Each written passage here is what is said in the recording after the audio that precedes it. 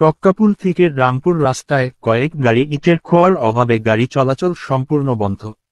অতিবৃষ্টিতে টক্কাপুল থেকে ১০০ ফুট দক্ষিণের রাস্তার বেহাল অবস্থা, যার কারণে টক্কাপুল থেকে সৈয়দপুর, রামপুর, তিতারকান্দি, নতুনহাটের গাড়ি চলাচল সম্পূর্ণ বন্ধ।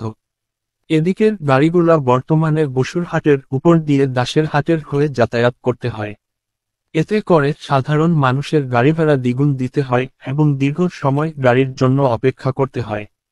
এমতাবস্থায় সাধারণ মানুষের কথা চিন্তা করে রামপুর ব্লাড ব্যাংক সকলের আর্থিক সহযোগিতায় বিনা পারিশ্রমিক উক্ত রাস্তা মেরামতের উদ্যোগ নিয়েছে।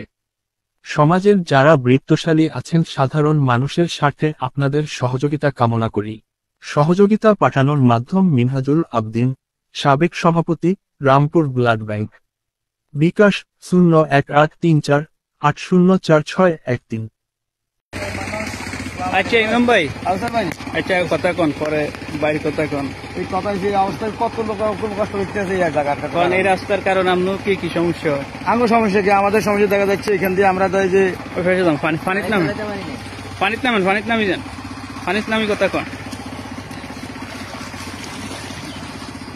আমাদের সমস্যা হলো আমাদের রামপুরের যে ড্রাইভার আছে বা জনগণ আছে এই রোডে দিয়ে আসার জন্য খুবই কষ্টজনক। আর আমরা যে গাড়ি চালাই যারা ড্রাইভিং করি এখন আপনাদের আছে রামপুরের গাড়িগুলো আপনারা কিভাবে চালান? রামপুরের ড্রাইভাররা দেখা যাচ্ছে কিভাবে চালান, রামপুরের ড্রাইভাররা দেখা যাচ্ছে কেউ নতুনহাট দিয়ে বাইরে যায়, কেউ রামপুর হুজুরপুর সামনে রাস্তা দিয়ে বাইরে যায়, এখানে দিয়ে যাওয়া যায়। আগে দেখা যাচ্ছে এখানে ৫-৭ রাস্তার জন্য আমরা ৭ কিলোমিটার রাস্তা আমার মৃত্যু। তাইলে এখন এই আপনাকে যে কতটা ভাঙ্গা আছে এখানে কতটুকু ইটের প্রয়োজন? ক গাড়ি খোয়া হইলে এটা সমাধান হবে? মিনিমাম এখানে ৩ গাড়ি তো লাগবে। এই গর্ত ৩ গাড়ি সন্তোষ এরপর আরো পাটাবাড়ির সামনে আরো ৮-১০টা গর্ত আছে, ওইগুলোর মধ্যে তো দিতে হবে সব দিলে।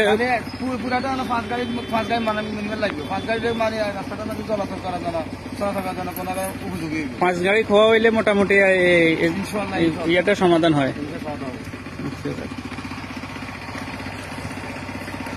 আমি না আসলে আমার কত রিস্ক নিয়ে আনতেছি। এখন এই জায়গাতে না আসলে আমাকে ৭ কিলোমিটার অবাধ উঠতে। সামনে এখন এই যে রিস্ক নিয়ে আজকে আসছেন, এভাবে কি আর কখনো রিস্ক নিয়ে আসেননি আপনি এই ইয়ের ভিতরে? এখন দেখা যাচ্ছে খালি গাড়ি আছে পাশাপাশি নিজের এলাকার মাঝে বাইরের দিকে আমি মনে করে আসছি না কি আসতেন এখানে। আপনার বাড়িও তো পাশে, যার কারণে আপনি এইভাবে আসতে হয়েছে, না হলে তো আপনি রাস্তা হলে এখানে আসতাম না।